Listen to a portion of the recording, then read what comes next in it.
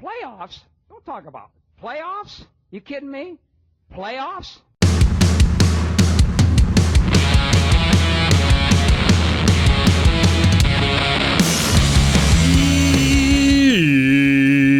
Yeah, NBA Straya.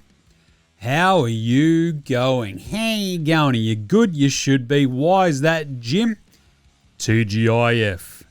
Am I right? I'll tell you what, I would hate to be a tin in about 1 hour and 4 minutes. Anyway, this is NBA Straya. I am your host, James Clements, here in Larry Armour Studios. It's Friday, April 24, all day. And we had 3 Game 3s. That's right, the first Game 3s of the first round of the playoffs, and CJ McCollum did it to him again. Don't do it to him, CJ! Too late. Toronto came off the top rope in that fourth quarter. Chaos. Denver were embarrassed. The Bucks have a new coach. We've got plenty to talk about. So we'll go through the game rats. We've got That's on the Knife, All Made, No Made, Spud of the Night, Better than Lonzo, Ball, some Yeah Nahs, Unpopular Opinion of the Day, Outback Takehouse, where we're serving up a flame grilled take. There is a Luke Longley Memorial Role Player of the Week award. And we'll pick and preview the 7 games across Saturday and Sunday. Does that sound good? I hope so. Bloody well better, because that's what I'm doing. All right, and it's my show. Let's get into it. Episode 1388 of NBA Straya. 2 fat ladies. Let's go!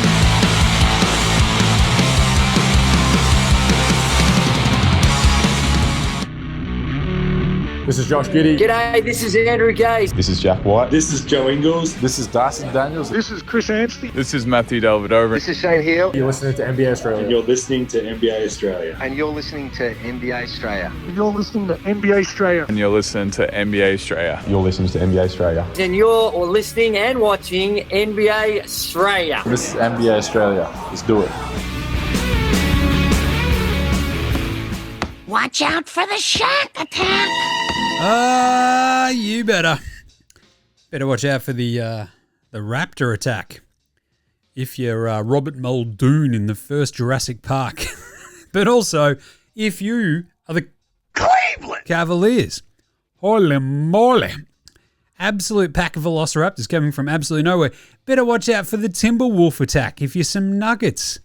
Better watch out for the Gobert attack if you're Nikola Jokic. Chaos. What a fun day.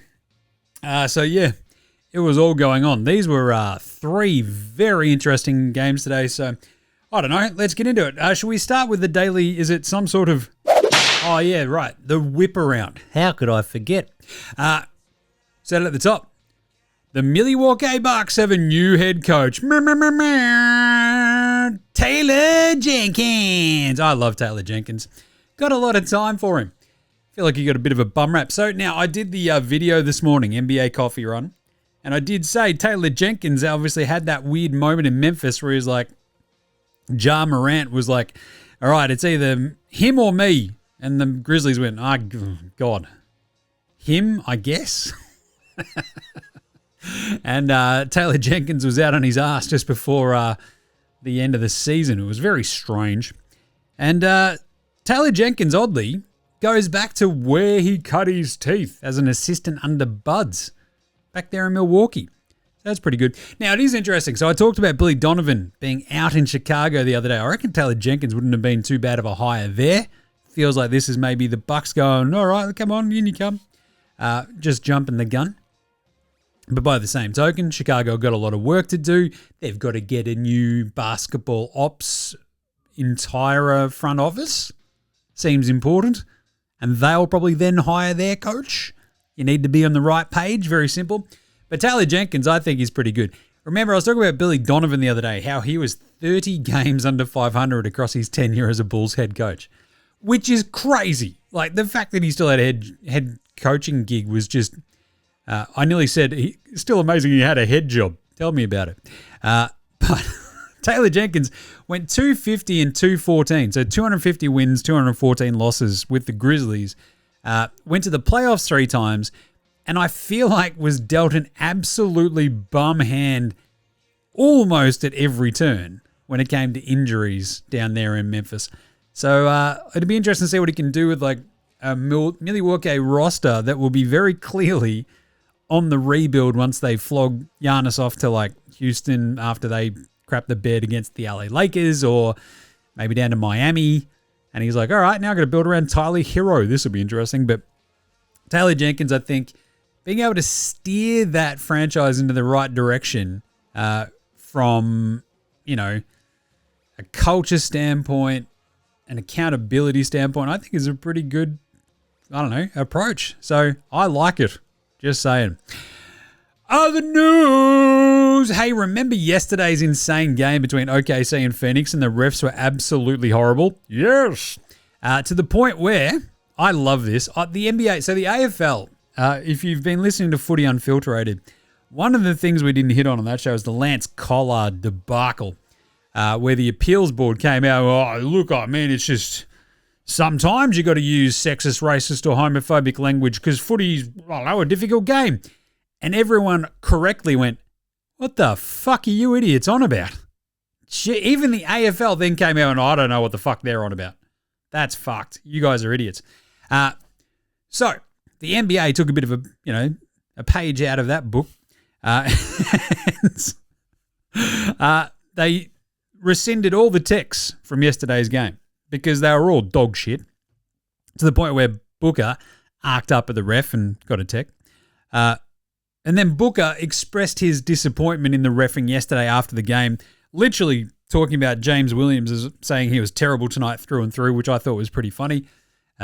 He was fined $35,000. The NBA then went, oh, yeah, they were all fucked. So they rescinded all of the texts. So Booker, Brooks, there was three of them. And then the NBA also went, but we found no basis to any claim or bias or misconduct by game officials. That were just shit, I guess, is what they were trying to say. So, yeah, great job, NBA, Adam Silver. Yeah, doing a great job. I'll tell you what, though, that Toronto-Cleveland officiating was pretty good today. Yeah, anyway. Other bits and bobs, Derek White won the Sportsmanship Award. Now, you might go, geez, Jim, who gives a fuck? And you'd be right. But sportsmanship is important, so I do like that the NBA does give out stuff like this so they can say that they did it. It doesn't matter, but it's like, this is 100% the NBA's Good Bloke Award. Derek White wins ahead of TJ McConnell, Harrison Barnes, Al Horford, Bam Adebayo, and SGA. Sure. All right, that's great. So we'll get most improved announced tomorrow as well. Now, the biggest news from today is obviously a lot of injury updates. So Wemby, he is traveling with the Spurs. Apparently he has done some light cardio. He's one step ahead of me this week. Tell you what. And I'm not a 7'40" alien who wanged his bonts against the hardwood. So Wemby's traveling with the Spurs to Portland. We don't know what's going to happen. If you think about, the fact that we've got this game tomorrow between the Blazers and the Spurs, he's obviously not going to play Game 3. Game 4, who knows, Game 5, whatever, but he's there. So that's kind of nice, I guess. We have questionable designations for a couple of folks. KD is questionable for the Rockets tomorrow. That's interesting. So is Austin Reeves. Bit more bloody interesting.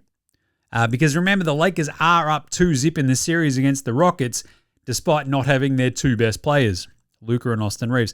Luka is still listed as out, but Reeves is questionable. It's like some of my behavior at times, I'll tell you. Joel Embiid is doubtful. It's like the opposite of how many, do I think I want to have a tin tonight? Doubtful? No, I'm 100% positive. Embiid is doubtful. But that's also not out. And I'll tell you what, that's interesting. How interesting is it? Oh, it's pretty interesting. Interesting stuff. Because remember, Philly, even that series, 1-1. And if Boston are suddenly staring at a 7'2" Cameroonian French-American going, bloody hell, where did he come from? And he was like, I got an appendectomy. I'm back. It's going to be chaos. And I'm kind of here for it. Now, my guess is, so he did some light workout stuff with the team apparently at practice. So they were basically looking to see how he went after that. My guess would be he doesn't play. but they're just sort of throwing a little bit of a spanner in the wrench, as we say here in NBA Straya, for Boston and their game planning. So that's interesting. The other big one, J-Dub, J-Will. So we talked about this on yesterday's show very quickly, just how difficult this becomes for Oklahoma City without J-Dub, despite them having like all these plug-and-play dudes that they can throw into the J-Dub spot. J-Dub's really good, and he's now week to week with a hammy strain is what they're calling it. They are also, I believe, in terms of like it's a grade 1 strain. So they're kind of like, yeah, he'll be reevaluated weekly, and that's just, it's not great. But at the same time, they are lucky they're playing Phoenix. So they could likely sweep this Suns team, get another bit of time off, because if you think about the playoff bracket, where OKC is sitting, they would go on to play whoever wins out of Lakers-Rockets. And I don't think the Lakers are just going to walk in. No, one does just not walk into Houston and sweep the Rockets, I think, without your two best players. So I've got a feeling the Rockets will win game 3 or 4 or something, right? And that series will probably go a bit longer than the Thunder Suns. That gives them a little bit more breathing room for any sort of secondary series. And by the same token, though, I don't think it's that much of a huge worry for that second round anyway. So the week-to-week designation for J-Dub, it just makes sense. Let him get healthy.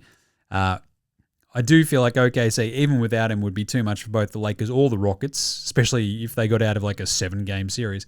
The big problem is when it gets into like the Western Conference Finals. So, yeah. Anyway. And Aaron Gordon was the big one today, which is a strange one. It sort of got announced a few hours, obviously, before tip-off. He's out. Not great. And the weirdest part I found was just how like strange and, I don't know, panicked they made it sound like the Nuggets were in response to this news. Right? It was weird. They're like, yeah, David Adelman had to change a bunch of things. Like, do you think that he didn't plan for that? What are you talking about? But this was like, a pretty decent broadcast crew, so I was just a bit flummoxed by that. Anyway.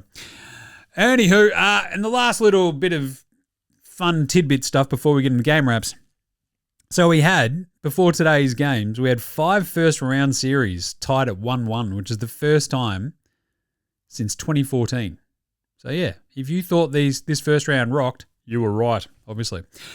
Anyway, it rocks even more after a couple of these games. Game wraps. Knicks, 108. Atlanta, 109. Uh-oh. Bing bong. Bing bong, Nickies. Bing bong. Oh, that's a worry. This game was psycho as well. So Atlanta win it. How did they win it, Jim? Well, by coming from behind. Oh, no shit, Jim. That's a bit crazy, isn't it? It is. They were also, at some point, up by 18. So, the Hawks blew a massive lead, and this game got absolutely off its head in the fourth quarter, and it was wildly enjoyable, right? First half was sick. Atlanta were absolutely vibing. Kuminga looked $1,000,000, absolutely dominating. Jalen Johnson got going, which was important. They did mention on the broadcast, like, he's the dude, you turn around, he's got like 11, 7, and 2, and you've barely noticed him, but he's sort of quietly dominating. CJ was already burning the joint down, but they're only up 8 at the half because the Knicks just sort of reeled them back in each time and sort of threatened to get a bit sideways. Jalen Brunson, I think, had 13 points in the first half. Johnson had 11, Cumdog had 11, 13 for CJ. Knicks got it down to 6 in the third quarter, but boom, Dyson Daniels hits a 3. Drink! And like Kuminga hit a bucket. They're back up 13. They're sort of cruising. And then it all goes a bit sideways halfway through the fourth quarter. And you're like, oh, this has been a pretty fun game. But Atlanta have probably kind of go, hang on. They're up by 10 with 8 minutes to go. And you're like, all right, this is, oh God, up by 11, 8 minutes to go. And then suddenly Miles Deuce McBride's hitting a 3. And suddenly, You're like, wait a minute, what's going on here? Josh Hart's had a dunk. And you're like, ooh, this is getting a bit squirrely. And with about, I don't know, they sort of basically get it down to a 3-point game. So suddenly it's a 1-possession game with 5.5 minutes left. And you're like, oh, this is how the Knicks are going to win. And that's it. There's this incredible moment, though, with like 4 minutes to go. Karl Anthony Towns gets blocked, but OG saves it, smashes a 3, and it's only a 2-point lead again. And then there's this insane run with about 2 minutes to go. OG hits another 3. He's the only dude on this Knicks team basically doing much in this fourth quarter. Johnson gets a 2. You've then got Deuce hitting another 3. It's a tied game. Karl Anthony Towns blocks CJ McCollum. Brunson gets the and 1. Suddenly the Knicks are up 3, and you're like, oh my God, the Knicks are going to win the game in Atlanta. Just like your mate Jim predicted. OG gets the O board. 28 seconds left as well. Just, oh God, they're going to run this one out. Brunson throws up an air ball. And you're like, oh God, what the hell was that?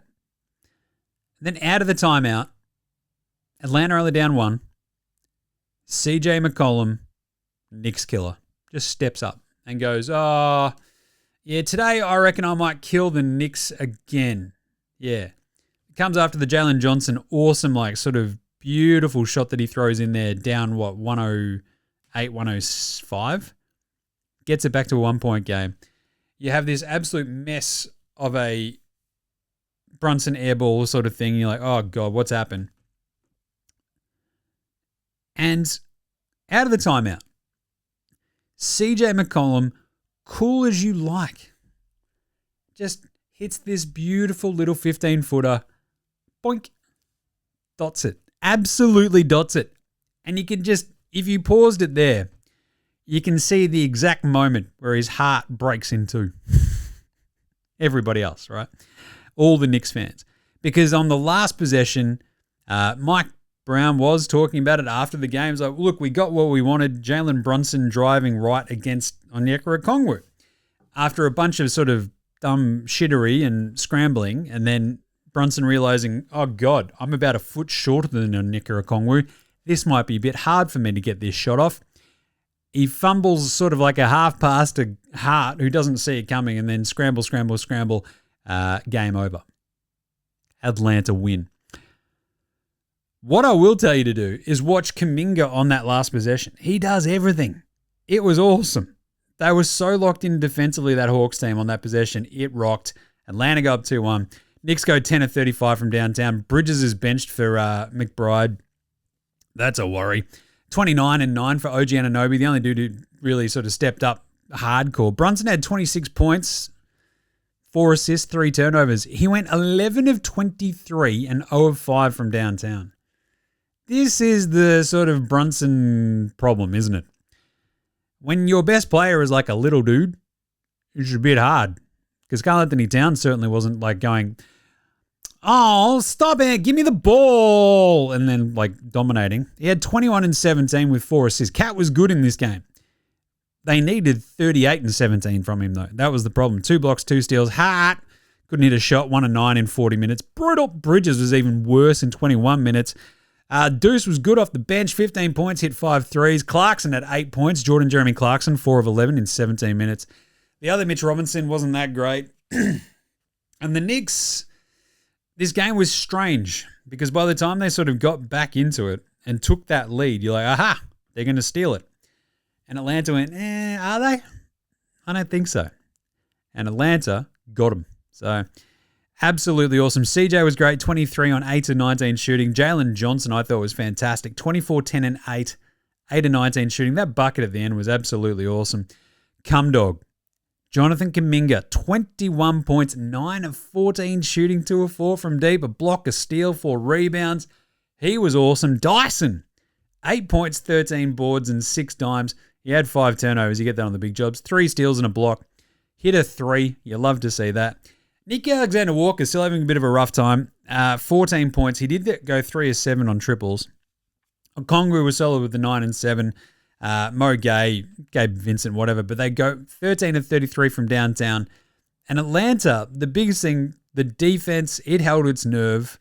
To build such a lead against the Knicks, with obviously the defensive prowess of the Knicks wings sort of just making life hard for Nicky Alexander-Walker, for Jalen Johnson at times, but he was that good today. You're like, ooh, this is it. And that was kind of the big difference. I sort of talked about it on NBA Coffee Run this morning. Yeah, they've been really well held, Noor and JJ. And if one of them pops off, here we go. And that's exactly what happened. So great win for the Hawks. Absolute panic stations for the Knicks.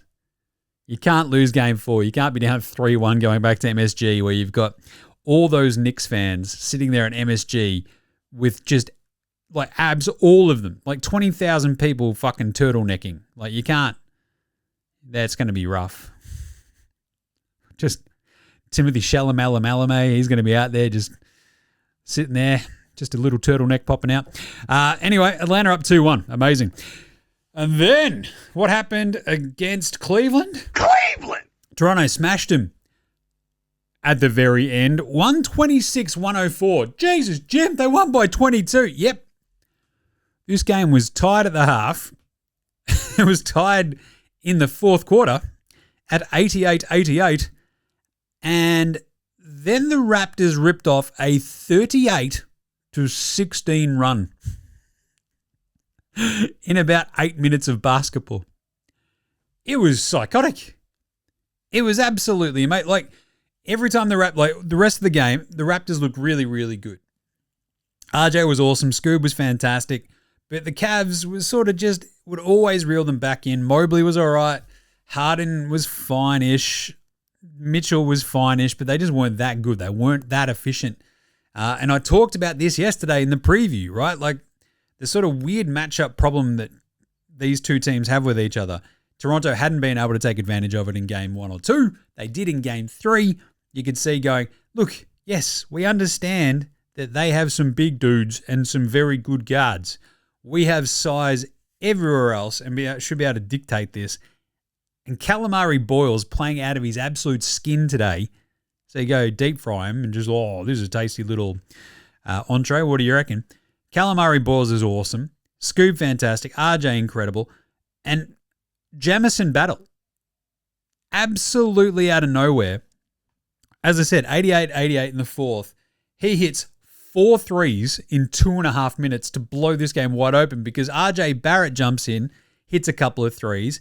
They're up 11 with 5 minutes 40 to go. It happened like that. It was awesome. Then RJ hits another one. Battle hits another one. RJ hits another one. And the route was on. You're like, what the hell just happened? It's like someone snuck up behind them and hit them over the back of the head with a 4x2. Even Brandon Spindles Ingram, still not having a great game, hits a 3, and they're up 20 out of absolutely fucking nowhere. And it's like 3 minutes to go. It was an absolutely insane finish. The place went fucking ballistic. Jurassic Park is off its head. This game was awesome for the Raptors, and an absolute just horror show for the Cavs. Cleveland falling apart right then. You're just like, what just happened, dude? An avalanche, an absolute avalanche at the end of it. They end up outscoring the Cavs by 20 in the fourth quarter, 43-23. Absurd. Like they had, for a game that was 88-88 and then ends up like 126-104. It was incredible. And this is it. Toronto have this ability to dictate on their terms, using their size, on the perimeter, etc., hitting their shots. But the thing is, Harden had 18 4-4 with 8 turnovers. Donnie Mitchell shot 7 of 16 for 15 points, 3 assists, 3 turnovers, 1 of 7 on threes. Mobley managed 15 and 6. Allen was just fine. Strus hit 4 threes. Good. Jalen Tyson, his brother got drafted in the NFL draft today. He had 13 points. It just wasn't enough. They went 14 of 45 from 3, did Cleveland. 14 of 45. The Raptors went 14 from 23. They hit the same amount of threes on 22 fewer attempts. That is insane. What an awesome shooting night for the Raps. RJ was absolutely incredible. 33, 5 and 5, 2 steals, 6 of 8 from 3. Scoob was magnifico. 33, 5 and 11. 11 to 17 shooting for him as well. He hit 3 threes. Calamari Boyles had 22 on 11 of 15 shooting, 8 rebounds, a couple of assists. Jamison Battle, 14 points, 5 of 5 from the floor, 4 of 4 from deep. Weapon. Even Jamal Shed, 30 minutes, 2 points, 5 assists, 5 steals. Jesus. Jacoby Walter sucked and so did Pirtle, but wow. Toronto drag it back to 2-1 there. And then finally, Denver got absolutely embarrassed by Minnesota, or 96-113. A really weird game where Denver could absolutely got nothing going all game. It was 25-11 after the first quarter. Bell to ass. Out of the blocks, Minnesota just kicking their ass. Rudy was just eating Jokic's lunch time after time after time. Jokic sucked. It was like the worst game we've ever seen him play, basically. They did a stunning job on defense, on Jokic, everyone else. At one point, Jokic is like 5 of 19. He ends up 7 of 26. More turnovers than assists. Bloody hell. Jamal, what did he have halfway through the third quarter there, Jim? What was he shooting, do you reckon? I think he went and shot. Oh, yeah. Chill. He shot 3-11 up to that point. He wasn't having a good one. They were shooting 31% from the floor heading into the fourth quarter. The biggest lead that the Wolves had was 27. Jaden McDaniels was just ruining Jamal Murray's life, ruining everyone's life. Talked his shit before the game. Was like, yeah, none of them can defend. And guess what? Came out and kicked their ass. Denver pulled it back to 17. It's like 92-75 with 8.5 minutes to go. It was 15-13 with like 3 minutes to go. You're like, why are they're playing all their other guys? That's a bit weird. It's like 4 minutes to go. It's like you still got maybe a bit of a shot, bit of a strange one. But they conceded. The big difference was like there was turnovers in the fourth quarter for the Wolves that they just didn't have in the first half, and Denver sort of kept control of the ball, but they still end up shooting 28 of 82. That's 34%. And again, I'm no mathematician, but that's fucking shithouse. So Denver are a train wreck. Like, Jokic ends up with 27 and 15. It's the worst 27 and 15 you'll see in your fucking life. Shot 7 of 26 for his 27. 11-11 at the line, fine. 2 of 10 from downtown. 4 turnovers, 3 assists. It was brutal. Cam Johnson was useless as tits on a bull. 0 of 3 from downtown. 6 points in 24 minutes. Jamal Murray, 16 points and 17 shots. Brown couldn't hit, literally 0 of 4. Just crazy. 3 of 8 rather for Tim Hardaway the Lesser for 11 points. Yeah, Bruce Brown, 9 points, but it was just all over Red Rover. The Wolves, 20 for Jaden McDaniels, 10 rebounds. He was absolutely awesome. 15 for Don DiVincenzo, 17, 5 and 3 for Ant-Man, Dadman. He only had to play 24 minutes. He was in foul trouble. It's probably fine. They kicked their ass. You're saving Ant-Man's legs. This is good. Julius at 15, 6 and 4. Rudy Gobert, is that what they were? As I mentioned, absolutely packed Jokic up in a box and sent him back to Serbia. 10, 12 and 3 blocks. Crushed it. But my favorite was Dosunmu with 25 and 9. That's a 25 and 9 off the bench.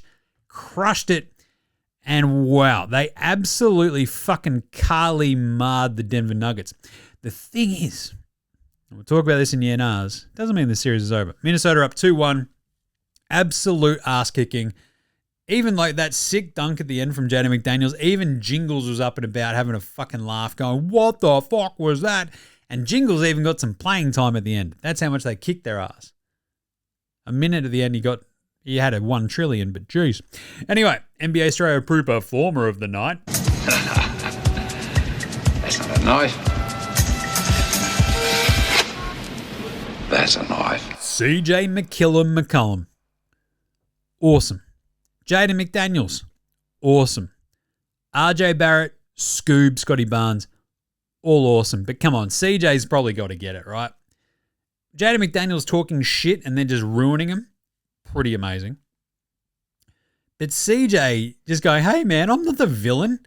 I'm just a fucking guy. And then comes out and hits another game-winning shot on the fucking Knicks. That's not a knife. That's a fucking knife. You thought that last game winner was pretty good? Here's another one. It was so good. He came out like an absolute fucking house on fire as well. They were crushing it early. They're up 12 after that first quarter, right? Mostly because like he and Jalen Johnson were flying. But 23 points, 5 rebounds, 1 assist, 4 turnovers, but 2 steals, 2 blocks, and obviously 8 of 19 from the floor, including the game winner. CJ McCollum out of fucking nowhere. Just Knicks ruiner, Knicks killer. I love it. He is just the man. How many times have we seen like a player, with all due respect, as unheralded as CJ McCollum, just take on this one role where it's like, all right, for the next week and a half, I will personally ruin the Knicks. Right? What is he, like 32? We love CJ McCollum, but you're never like, you know what? CJ McCollum, top 5 player. Nah, never. He's 34. Jesus Christ. I got a wife and 2 kids, man. I'm no villain. No shit. But you are fucking acting like it now. That's just, I love him. He's fantastic. Sucked in. Look, with all due respect, I love Knicks fans, and I am going to the States in a couple of weeks. And I desperately want the Knicks to be playing in the Eastern Conference Finals while I'm there, because when the Knicks or the Rangers are good, or the Mets, actually, the Yankees are sort of like a constant. And in football season, like the Jets and the Giants, they're usually just never fucking good. But for playoffs, right, and for playoff series specifically, the buzz when the Knicks or the Rangers are awesome, or there's like a Mets series going on, every bar is fucking packed and it rules. And I'm just like, look, can you fucking time this up to go to the Eastern Conference Finals while I'm there, you idiots? If they fuck it in the first round, I'm going to be very pissed. Because I'm also going to have to like fucking, I was kind of hoping, look, you know, if the Knicks are there, I don't know if I'd actually get to a game whilst I was in New York, but instead, so I'm going to go to an Eastern Conference Finals game, a Western Conference Finals game at some point. I'm like, fuck, if I go to Atlanta, it's going to fucking throw me for a bit of a loop. Anyway, great stuff, CJ. Who is Spud of the night? Spud, Spud, Spud, Spud, Spud, Spud, Spud, Spud, Spud, Spud, Spud, Spud, it is Spud of the night. Spud of the night. I mentioned Jacoby Walter with his 0-6 shooting. Yeah, it's a bit of a tough one. You get that on the big jobs. Josh Hart, obviously having a real bloody rough one. 1 of 9 shooting for 2 points in 40 minutes. He did have the 9 rebounds, 6 assists, 2 steals and 2 turnovers, and was a +3 for the game in 40 minutes. So come on. But there's 2 that stood out to me today. I don't know. I think we might have had Jokic on the Spud of the night once before, but 7 of 26 and 2 of 10 from 3 is just fucking egregious. 4 turnovers to 3 assists is crazy. But this is it. This is what the Timberwolves do to him. So since 2003, he shot 48% from the floor, 29% from 3, a 57% true shooting percentage, which is the worst drop in playoff history against one team in 10 games. Yeah. Rudy is just punking him. That said, game 4, look out. But obviously, probably the biggest Spud today. And if you have any Knicks fans in your life, you probably know about this one already, because it's Mikal Bridges, who in 21 minutes was a -26 today. He went 0 of 3 from the floor, had 1 rebound, 2 assists, 4 turnovers, and 2 fouls. One of the great Spud indicators is if your negative stats outweigh your positive stats. And by my counting, 4 turnovers, 3 missed shots, 2 fouls is substantially more than 1 rebound and 2 assists. So that's an all-time stinker from Mikal Bridges. 4 turnovers is absolutely off its head. And look, the conversation will always be like 5 first for Mikal Bridges.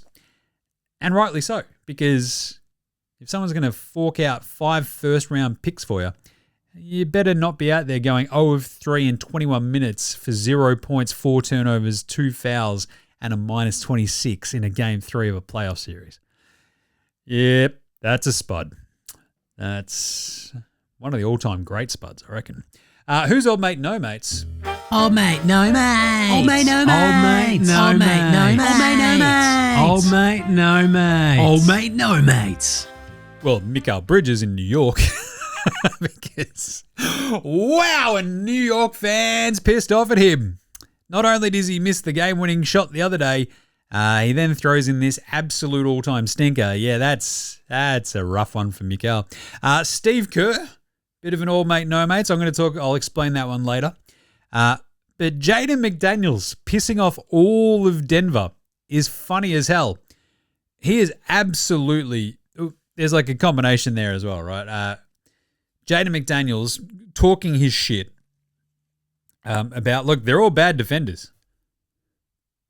He actually said it out loud. Yeah, they're all bad defenders. Like, I don't know. I don't care who I'm going at. It's like Jokic, Jamal, Aaron Gordon, Brown. Like, they're all bad defenders. You're like, fucking Jesus. He said it out loud. And then backed it up by kicking their ass. That was awesome. So I was pretty impressed by Jaden McDaniels. But to be that old mate, no mates, like they fucking hate that dude now. But at the same time, you got to try and stop him. And the other one is Bones Highland. I love that.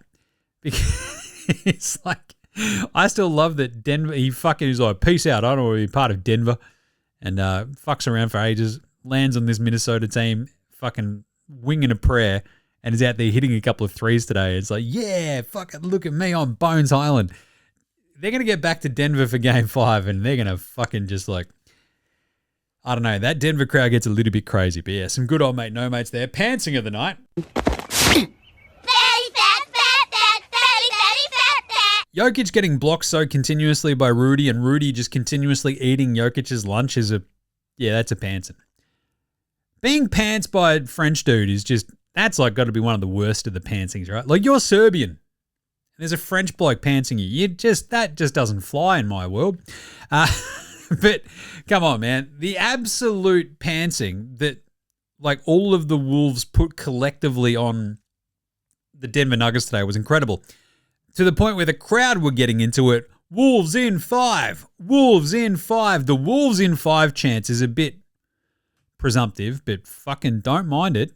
Pretty funny.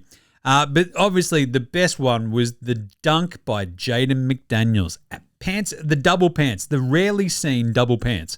He pants Spencer Jones and Jokic, dunked on both of them at once, to the point where the entire crowd, the commentators, his teammates, and the opposition were all fucking speechless. The place just went, whoa! Like, everybody's just like, what the hell was that? That is an all-time pantsing. Holy crap. To bring an entire arena just like into sheer disbelief, that was fucking amazing. So I'll pay that. And also CJ McCollum once again pantsing the Knicks. Just incredible stuff. Better than Lonzo Ball, Ben Simmons, and Bronny James. Lonzo was the best player in high school.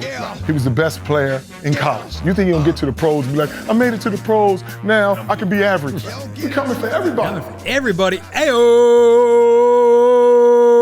Dosunmu, God, he's good. 25 points, 9 assists, shot 10 of 15 from the floor, 5 or 6 at the line. Absolutely awesome, but come on.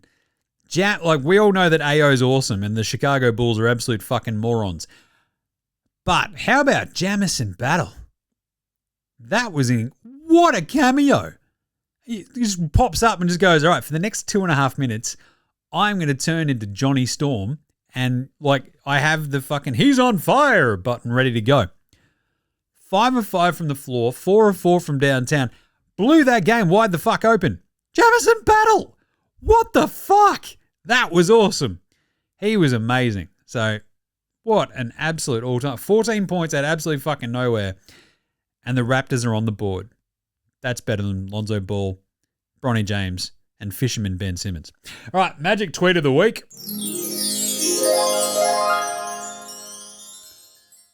Yeah.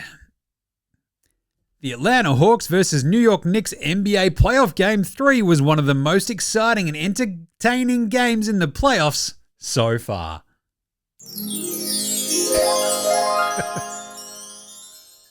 Thanks, Magic. It really was. I mean, he's not wrong. I love that so much. All right, finally, Dickhead of the Week. Dickhead of the Week! I mean, obviously, Mitch Robinson standing over the top of Dyson Daniels and trying to, like, AI Ty Lue him a little bit. Get fucked, Mitch Robinson. You're the other Mitch Robinson, and both of you are kind of dickheads. So Dyson gets up and goes, what the fuck are you doing, idiot? Fuck off. And, like, just has a go. Dyson Daniels, mind you, would kick the... Look, Mitch Robinson, big dude. I would 100% back the Bendigo Bandit, the Great Barrier Thief, in a fucking punch-on. He's from Bendigo. Like, you don't fuck with Bendigo. Bendigo's our Shelbyville. Being from Ballarat, Bendigo, it's like, yeah, cousins, blah, blah, blah. I do have a story about a friend of, like, ours who married, you know, her stepbrother. That's Bendigo. I have a story. We might have to do that in the Dead Set Legends Club. So you have to go sign up to the Patreon, buymeacoffee.com/NBA Straya. We might talk that one out. But still, the lesson is always don't fuck with Bendigo. Mitch Robinson, you're lucky you didn't get glassed. I'm just saying. But also, the honorable mention of the dog act of the week was the Wendell Carter Jr. shove of Jalen Duren midair, which I fucking hate. I don't know, like, because if you've played basketball before in any way, fucking shape or form, and there's always that one fucking prick, right? Who will just do that one little fucking dog act, dirty fucking thing. You're like, oh God, I don't have to get into a fight, but here I am. And yeah, the pushing somebody in the back while they're already jumping is fucked. And especially when they're jumping quite high, substantially higher than I could. Because they just can overbalance so easy. Fucking fall backwards, crack their head open, and you're fucked, right? So, yes, Wendell, Dickhead of the Week as well. Mitch Robinson, you're on the list as well. Let's do some quick yeah-nahs after this. This is Cam Glidden. This is Anthony Drimmick. This is Mitch McCarron. This is Jason Kadee. This is Darryl McDonald. Hey guys, this is Hugh Greenwood. Yo, what's going on? This is Illy. This is Mark Worthington, or commonly known as Wortho, and you're listening to NBA Straya. You're listening to NBA Straya. And you're listening to NBA Straya. And you're listening to NBA And you're Straya. listening to NBA Straya. And you're listening to NBA Straya. And you're listening to NBA Straya. You're listening to NBA Straya.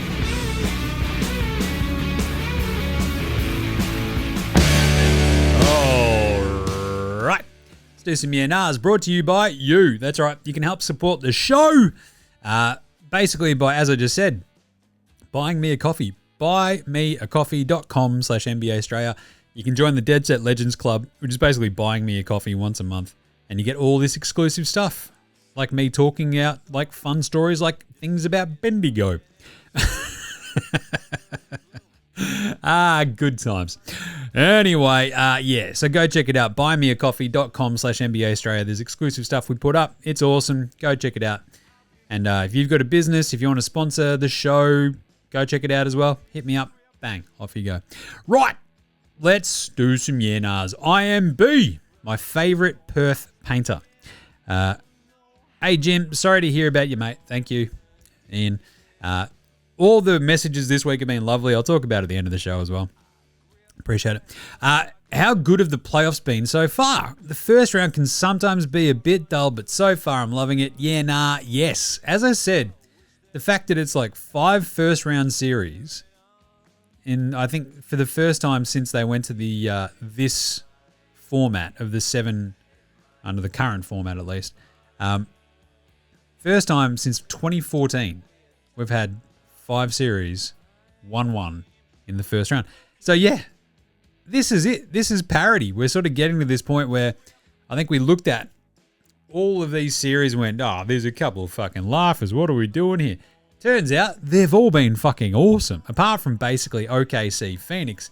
But even then, that's had its moments because Dylan Brooks is a psycho and the refs have gotten under the skin of the Suns. And it would not surprise me if the Suns get absolutely every fucking call and win the next game at home, because that would be A, very funny, and B, very... Oh, what do they play on Sunday, don't they? OKC at Phoenix.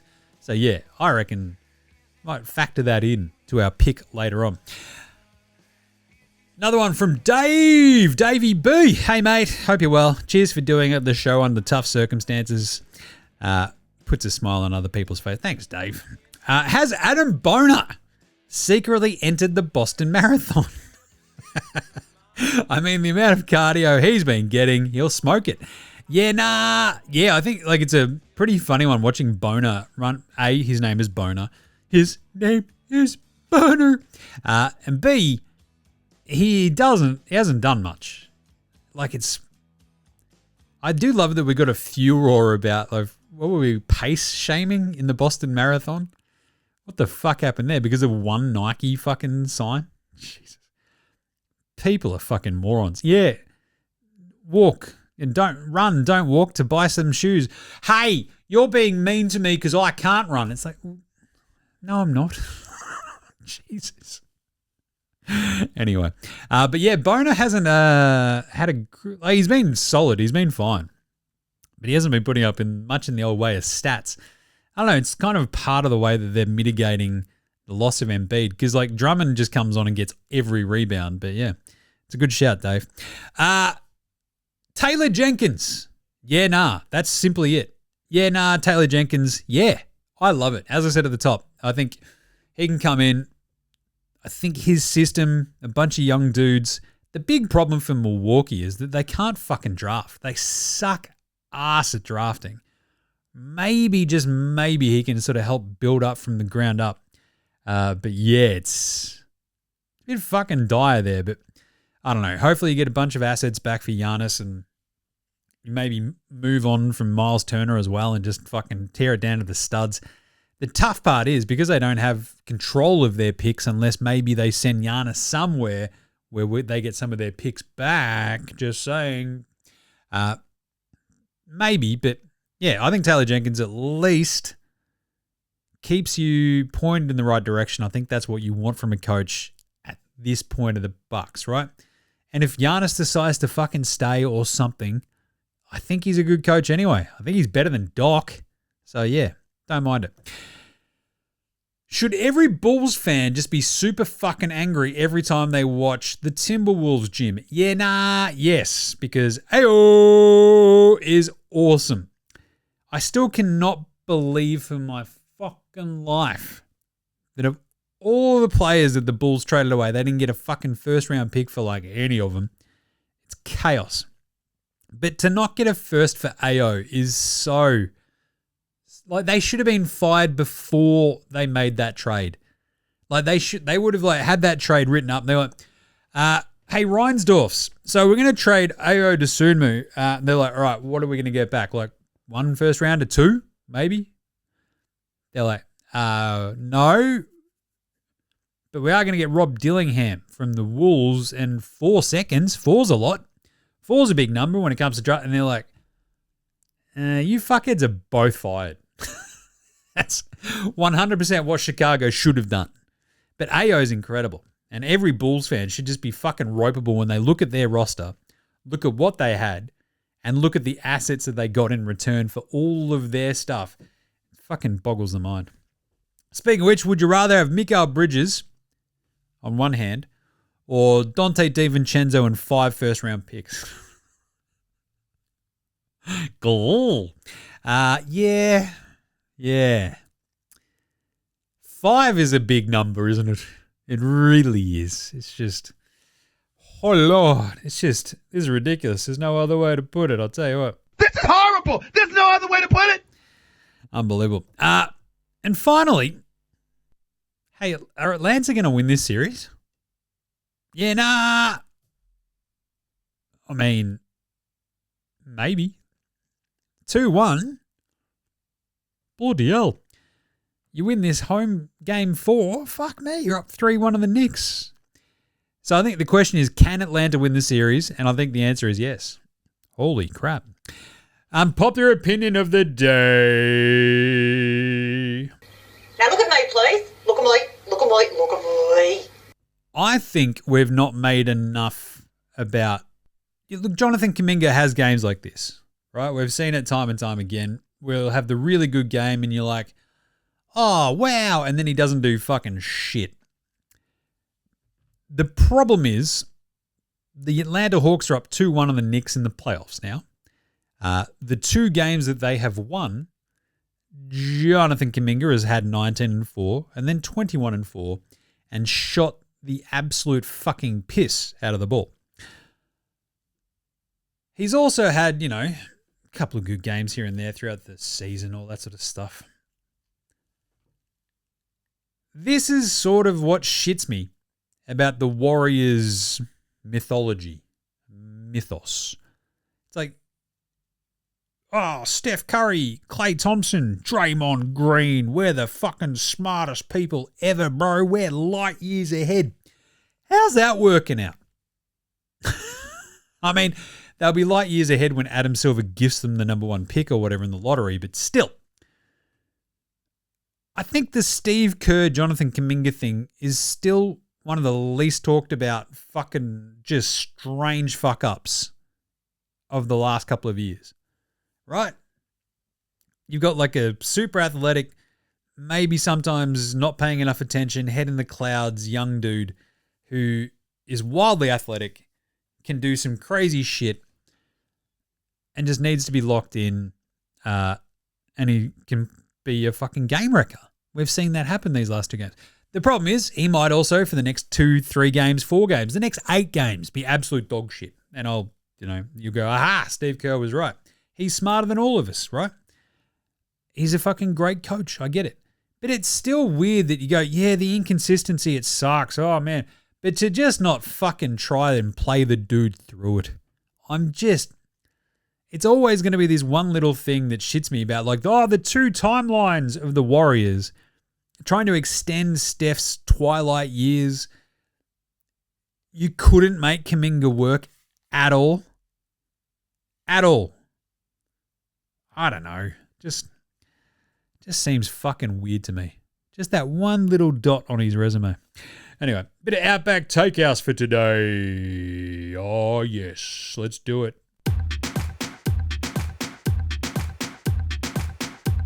It's Friday at Outback, and you know what that means. Oh, yeah. 4 for 1 ice-cold Foster's Lagers. That's right.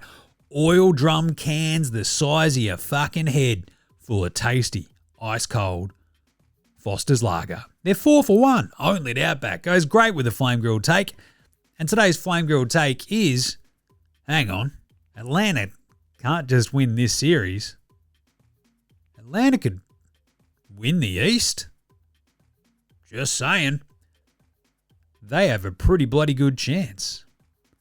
Say Atlanta get by the Knicks. They'd have Boston or Philly in the semis. Look out. Detroit, Cleveland in the Eastern Conference Finals. Just saying. Look out. Only at Outback. Maybe. Maybe. Because they're on the Celtics Sixers side of the bracket. That is, it's pretty crazy. Pretty nuts. Anyway, I don't think the NBA reseed the playoff at all, does it? Because the NBA, I think you'll see the reseeding happen, I think, in the NFL playoffs. But yeah, not in the NBA. Because NFL, what it does, in the NFL, they sort of go, right, well, if you're the 1 seed, but like there's upsets, you still get to play the lower seed, but in the NBA, it doesn't happen that way. So yeah, Atlanta, Boston or Philly in the semis, just saying. Detroit or Cleveland, possibly. Orlando, who knows? Maybe Toronto after how good they were today. But I'm just saying, the East is fucking wide open all of a sudden. I think everybody is wildly beatable. And Atlanta have got some shit to them.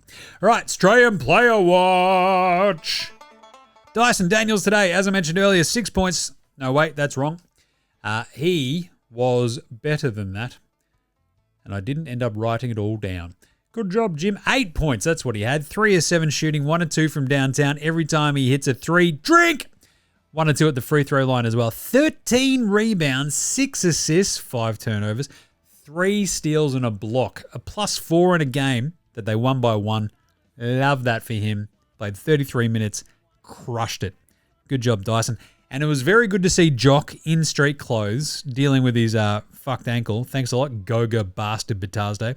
But yeah, He was really up and about. Jingles got out there for that 1 minute at the very end of that game and put up a 1 trillion.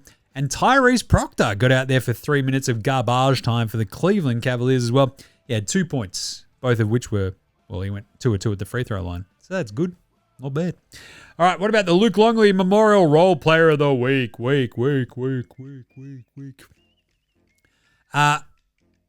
Dante DiVincenzo is my Luke Longley Memorial Role Player of the Week. Why is that, Jim? Well, he is the absolute epitome of an energy player. And when he's up there flying around causing all sorts of shit, that crowd responds to him so fucking much that it's crazy.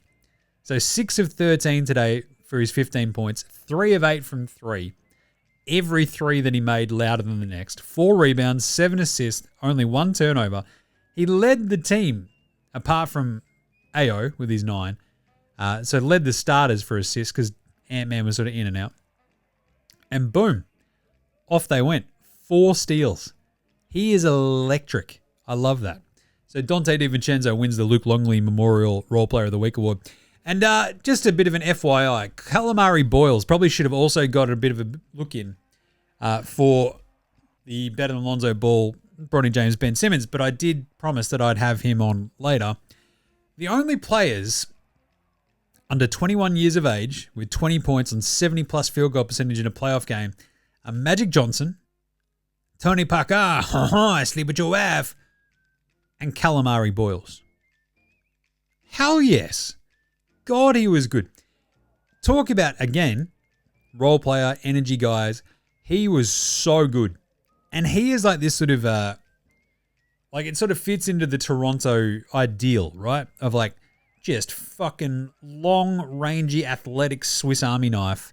Not a great shooter, we get that, but none of them bloody are really until the fucking floodgates open today. But that's sort of like the kind of cool Swiss Army, just fucking plug and play, throw him in there to fill up a gap. And he carved it up today. He was awesome. So great job by Calamari Boyles. All right, let's do some game previews for the weekend. Game previews. Thanks, Inadvertent Bane. How about we actually do a quick Patty Mills Game Day Ball, Game Day Twitter check-in. I think we had a Jock Landale pretty good one for his latest set of stories. CJ, there, that's right. That's a fucking win right there, he says on his story. Love that. He's got the baby cheering him on. That's great. CJ McCollum clutch for the win. He's posting highlights. That's awesome. Good on you, Jock. Good to see him up and about with the boys. Right. Game previews. Thanks, Inadvertent Bane. Not a problem, Jim. How's it all going? Not bad. Keep it on. Big weekend ahead. I'll get to that in a second. Remember, all of our picks go up and dabble. You can see them if you hit up the link in our social bios and show description. They're right there. We have 3 more game 3s on Saturday. We have 2 game 3s and 2 game 4s on Sunday. And you might think, geez, Jim, that's a bit weird. And you'd be completely correct. Because it's just, this is where it all starts getting a bit squirrely. Just saying. Because, yeah, you've got a couple of game 4s. But you've got, like, you know, basically we start splitting them after the Detroit, Orlando, OKC, Phoenix one. Then we get to the game 4s. But it's all right.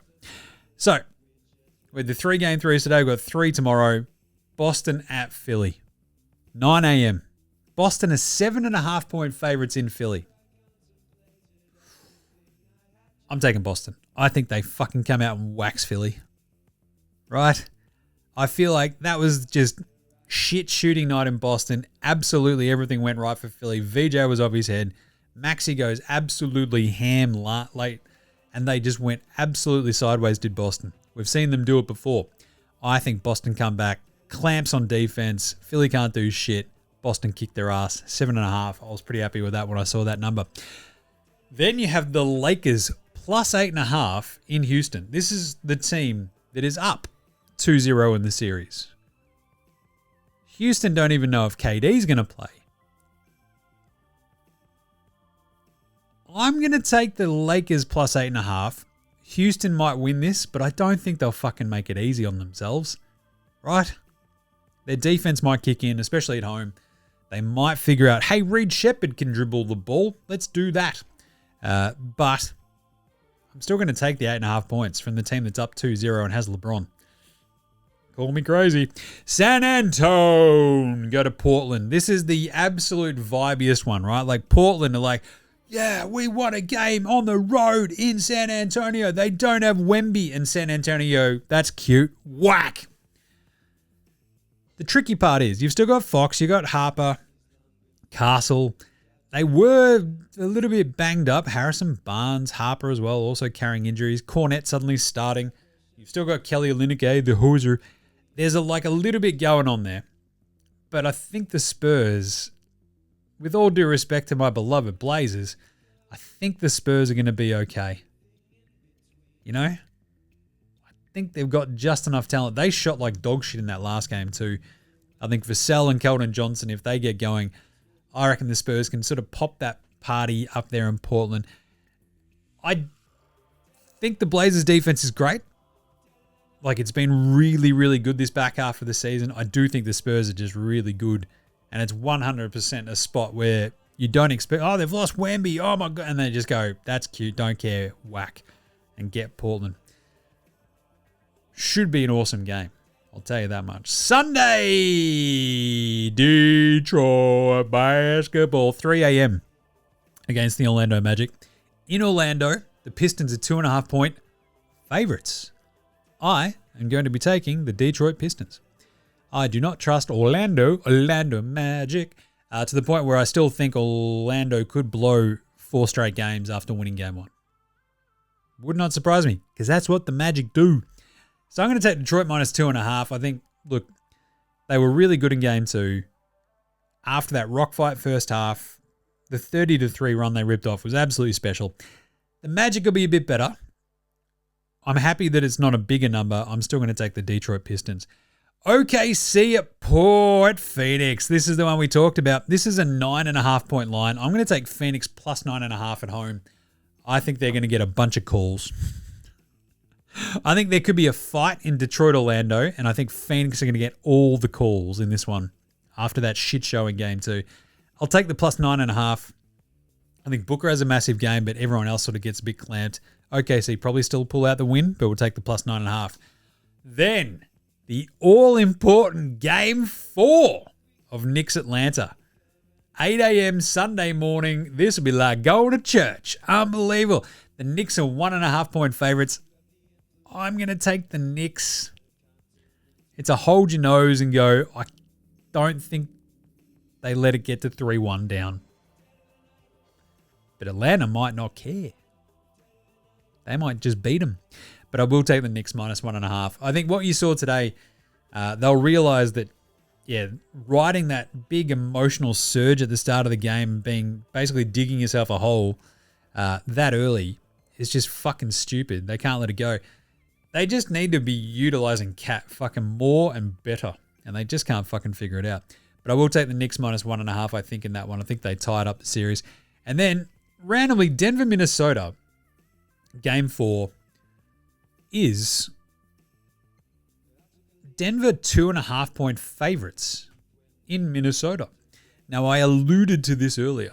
We have seen, I think, as recently, maybe it was last year when Denver beat the Clippers, I want to say. Let's have a look. Yeah, they were down 2-1 against the Clippers in the first round last year, and the sky was falling. Minnesota are pretty fucking good, though. Their defense is sick. Ant-Man hasn't really had that massive game just yet. Oh, boy. I'm going to take... I'll take Minnesota, though. Their defense... I felt so fucking bad today. Like, I end up as on... I think on yesterday's show, I think I tipped Denver, but on the video this morning, once we found out that Aaron Gordon was out, I'm like, smash in Minnesota. Minnesota Timberwolves in Minnesota. Fuck yeah. Game 4 is a bit trickier. Denver do love these spots. Jokic could absolutely have just heard all this shit about him being a bad defender and Rudy eating his lunch and kick ass and take names. It's just so fucking hard for Denver to like put up big numbers, I think, on this Minnesota defense. Right?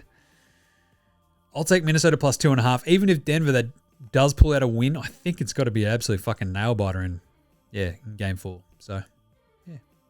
There you go. There you go. Those are the 2 weekend slates all picked for you. And I reckon I will be back. I'm going to try to do the Sunday night show this week.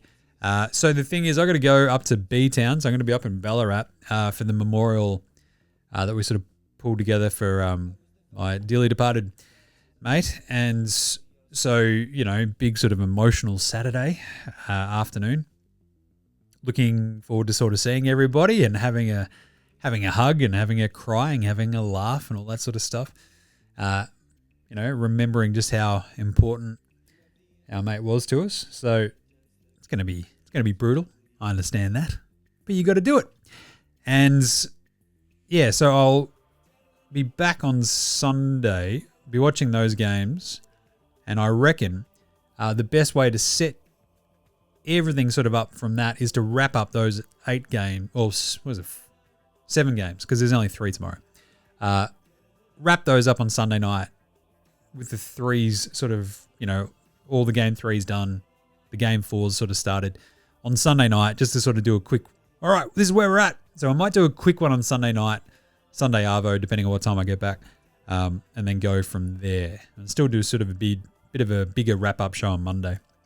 Because I think if you look at the schedule, it's a bit of a, what do we got on our Monday? We've got, 4 more games on Monday from 3 through 11 a.m. So, yeah, I reckon we'll try to do a Sunday night show. So, sound good, better, happy. And again, thank you all so much. It's been a really, really crazy week. Differing parts, or it's like, you know, comparing and contrasting the sheer joy and happiness of a fantastic wedding that we're at with the devastating news of the passing of a mate. My old man being rushed to the hospital, and he's okay. Touch wood. But yeah, he was like, you know, home that same night, but still just a fucking reset shock to the system again. So yeah, bit shook throughout this week, but thank you for all the kind messages. You all fucking rock. Love you guts. Heaps and heaps and heaps. Just kind of like, I don't know, one of my favorite things about NBA Straya has always been the sheer sense of, I don't know, basketball, camaraderie, just, you know, everyone kind of looking out for each other, being legends. I love it. So thank you all so much. In the meantime, though, make sure you're all over the socials, Twitter, Facey, IG, TikTok, YouTube. But also go chuck us a listen and a follow for Footy Unfilterated as well. If you like your AFL, do love talking it out with my man Jez. It's been a great time. The NFL draft has happened, so Gaz and I will probably be doing an off-season show at some point. That's usually the idea. The joke is we also just sometimes just don't. So we'll see how we go. But the NFL draft, I was pretty happy with the Pats draft, but otherwise, a bit of a snooze. A couple of shocks in there, but anyway. And Jim does Supercoach. AFL Supercoach going crazy. Managed to actually, you know, get the Captain Loophole and Grundy this week. Anyway, so rate, review, star, subscribe across all those shows on your podcast apps, on YouTube, etc. Jump in the comments, send through nars, anything you need. Support the show. buymeacoffee.com/NBA Straya. Just jump on that. You get to be part of the Dead Set Legends Club at that point. And I'll tell you that Bendigo story. Big thanks go to From Oslo for the intro and outro song, as well as House Hats, Josh de Laurentiis, Fascinated, Gold Mines, Ramshack Alami, Iowa, Sextra, Green, and those there behind all the tunes you hear. Smash them on your music streaming platform of choice. And that's it. I'll throw a Cooking with Bainesy on the end of the audio version of this, and we will probably see you on Sunday night? Yeah, Sunday night, you dickheads. This is NBA Straya saying, look after yourselves, look after your mates, and just hug your mates, would you? Just do it for me over the weekend. All right. Look after yourselves, legends. Late Ozen.